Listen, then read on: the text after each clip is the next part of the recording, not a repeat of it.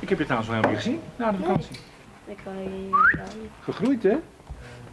Een paard is er ook. Ja. Opa. Opa. Oh, dat maakt mij niks uit. Hey, kwam jij er nog aan? Moet ik jou nog even snel helpen met die koolduct daar? Ja. Nou, zullen we dat even oppakken samen? Ja. Bij het Kunstencentrum in Snits kennen ze de invloed van het festival en de publiciteit eromheen al goed vernemen.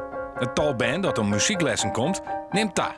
Nou, we hebben heel veel jeugd hier die allerlei dingen doen hier op het Kunstencentrum. Ja, wat vooral wat is populair? Wat heel populair is natuurlijk MUST. Komt uit de hele provincie, musicalopleiding. Kindermuziektheater is heel populair. Dus we hebben ook iets van 6 groepen. Muzieklessen hebben we natuurlijk. We hebben heel veel popbandjes hier. Goed zo!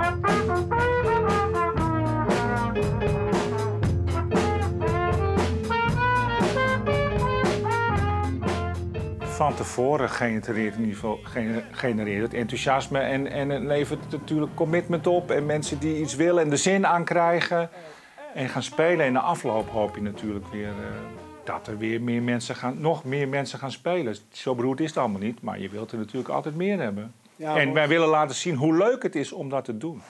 De grootste uitdaging is om het festival heel gesmeerd erin te litten. En ja, voor de kunsteducatie, en in dit geval de muziekeducatie, die exposure te krijgen die we betocht hebben van tevoren. En dat is gewoon de muziekeducatie onder de aandacht brengen van mensen. Ja, en die exposure die wij daaruit verwachten, die moeten we weer maken. En dat is nog wel een poppentour. Nou ja, goed, het traditionele muziekonderwijs. Ik wil niet zeggen dat ik traditioneel ben, maar dat staat wel wat onder druk. En ja, dat is gewoon zo. Maar daarom is het hartstikke mooi dat er zo'n festival aankomt. Want dan kunnen we daar weer eens even een mooie nieuwe impuls aan geven. Ben je klaar? Ja, precies.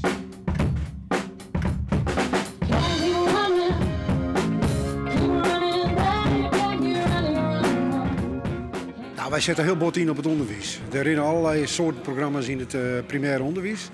En wij hopen dat de band in een leeftijd van jongens en alweer dat die uitgenodigd worden om met elkaar te musiceren. Die programma's hebben we ontwikkeld, die gaan we nu ook in de squallen uitvieren.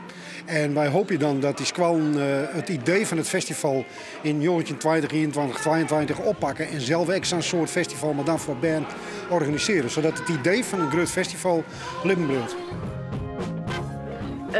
Nou, dat hoop ik. Ik hoop gewoon dat voornamelijk de jongere kinderen natuurlijk worden getriggerd om een instrument te gaan spelen of om te doen wat ze echt gewoon het liefste doen, muziek maken. Wat ik dan heel zinvol vind, mensen die kunnen hier langdurig nog een ambacht leren. En ik had een mooi voorbeeld van 2 meiden.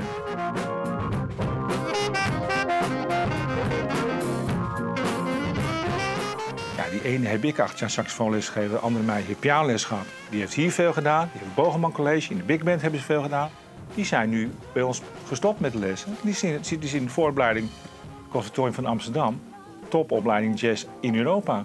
Nou, dan denk ik... En het is nog niet zeker of ze daar iets mee gaan doen, maar dat niveau hebben ze wel. En ze kunnen wel onderzoeken en leren zichzelf op die manier heel goed kennen. Passie, liefde, ja, neem maar op. Eigenlijk te volle verwend. Ja, heel volle liefde voor mij. Ja, ik ben mooi kom trouwen, ik ben me trouwd. Ja? Ja, zeker.